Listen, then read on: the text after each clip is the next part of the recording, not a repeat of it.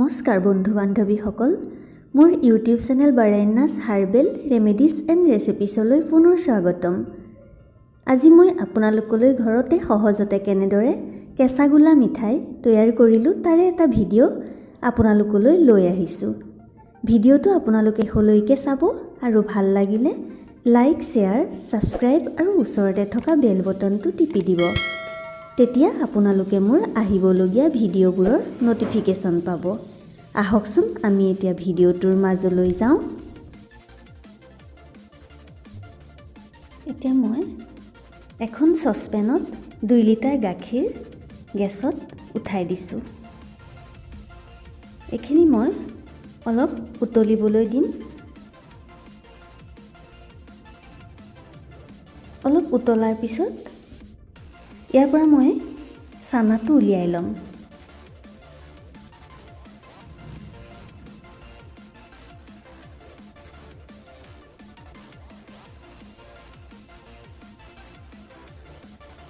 মই এনেদৰে হেতাৰে অলপ লৰাই থাকিম।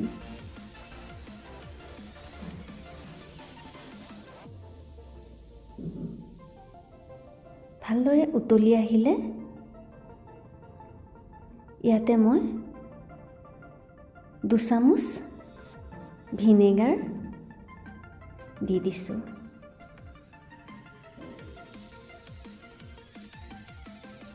এতিয়া মই এইখিনি লৰাই দিম। লৰাই দিলে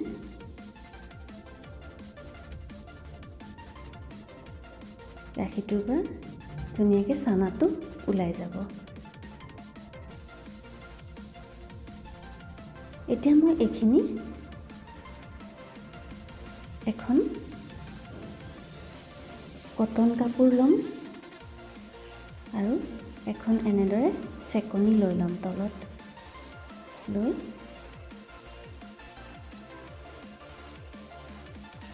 চানাখিনি মই চেকি দিম।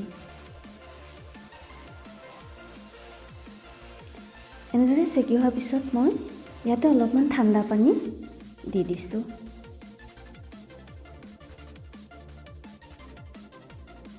আপোনালোকে চানা ফাটিবলৈ এলাহ লাগিলে পনীৰো ব্যৱহাৰ কৰিব পাৰে। ফ্ৰেছ পনীৰটো লৈ এনেদৰে গুড়া কৰি ল'ব পাৰে। মই এতিয়া এইখিনি অলপ মোহাৰি ল'ম।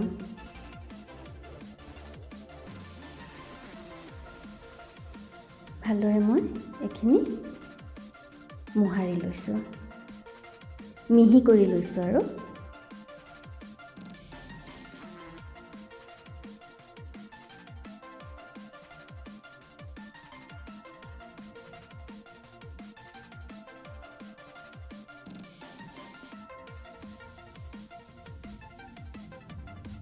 এনেদৰে মোহাৰি লোৱাৰ পিছত মই এইখিনি সমানে দুভাগ কৰি ল'ম।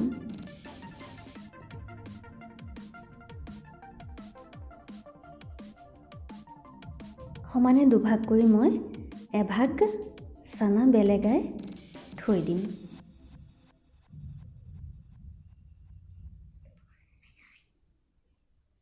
এইখিনি মই বেলেগ কৰি থৈ দিছোঁ, মই পিছত ব্যৱহাৰ কৰিম।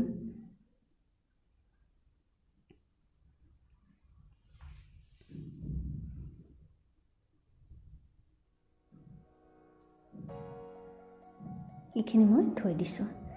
এতিয়া মই ইয়াত প্ৰায় 1.5 চামুচ চেনি এড কৰিছোঁ।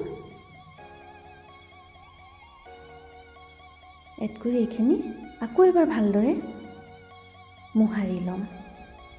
গোটেইখিনি মই মিলাই ল'ম। এতিয়া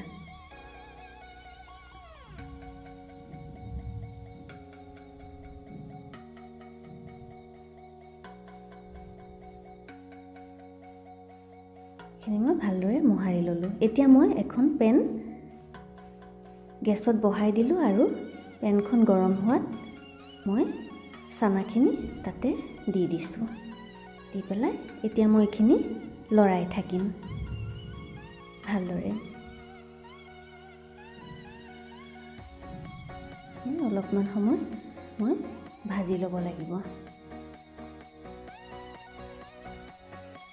আমাৰ কেতিয়াবা হঠাতে মিঠাই খাবলৈ মন যায় নহয় জানো? তেতিয়া আমি যদি এইকেইটা বস্তু থাকে তৎক্ষণাত আমি এই মিঠাইটো বনাই খাব পাৰোঁ আৰু ঘৰৰ সকলোকে খুৱাব পাৰোঁ।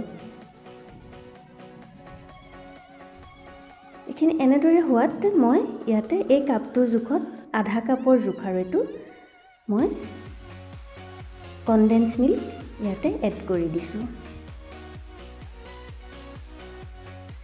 এইখিনি মই এতিয়া অলপ সময় ভাজি থাকিম।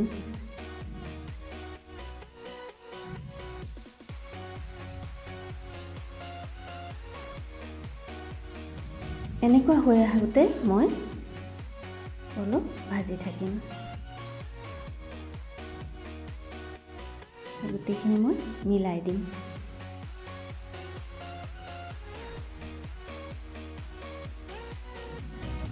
এতিয়া মই গেছটো অফ কৰি এইখিনি মই নমাই থৈ দিছোঁ। এইখিনি মই এতিয়া বেছি ঠাণ্ডা হ'বলৈ নিদিওঁ। এতিয়া মই অলপমান এনেদৰে পাতলাই দি তাতে মই ৰাখি থোৱা চানাখিনি মিলাই দিম। কেতিয়াবা যদি আমাৰ ঘৰত গাখীৰ ফাটি যায় আমি তৎক্ষণাতে এই মিঠাইটো তৈয়াৰ কৰিব পাৰোঁ।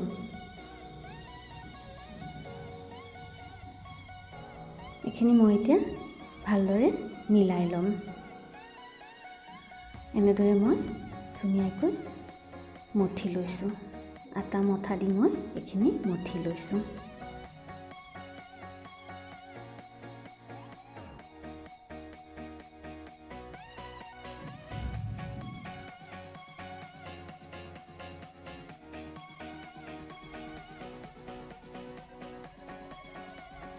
ভালদৰে মই মঠি হোৱাৰ পিছত মই ধুনীয়াকৈ ৰোল বনাই ল'লোঁ।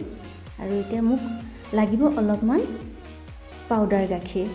মই এটা বাতিত পাউডাৰ গাখীৰখিনি লৈ লৈছোঁ আৰু এটা জোখত মই লাডু বনাই ল'ম। মই এতিয়া এনেদৰে মিঠাই চেপটো দিম। তাৰপিছত মই পাউডাৰ গাখীৰত এইখিনি এনেদৰে মই পাউডাৰ গাখীৰত এনেকৈ লেটিয়াই দিছোঁ। এনেদৰে মই গোটেইকেইটা মিঠাই তৈয়াৰ কৰি ল'ম।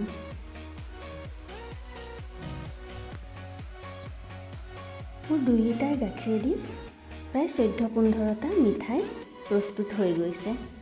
আপোনালোকে যদি ইয়াতকৈ অলপ সৰু কৰিব বিচাৰে তেনেহ'লে আৰু 2টামান বেছি হ'ব।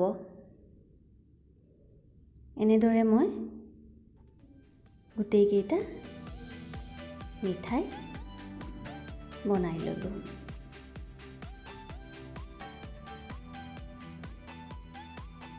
চাওকচোন ইমান সহজতে কম সামগ্ৰীয়ে কম সময়তে হৈ গ'ল।